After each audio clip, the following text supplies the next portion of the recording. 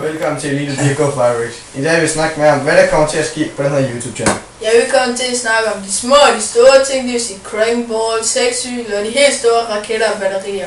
Og så skal vi jo filme vores fyrværkeri, og der kan vi få 5-6.000 kroner. Og vi regner med at bedømme det fra 1 til 10. For eksempel en tjekkisk raket kan vi godt finde på at give 10, og knaldperler måske en etter. Ja, og så vil jeg gerne sige tak til DJ Lingård, som er vores DJ og ham, der laver introen til vores video. Og så, var det gutter? Ja. Så synes jeg, I skal tjekke vores Twitter og Facebook page i description.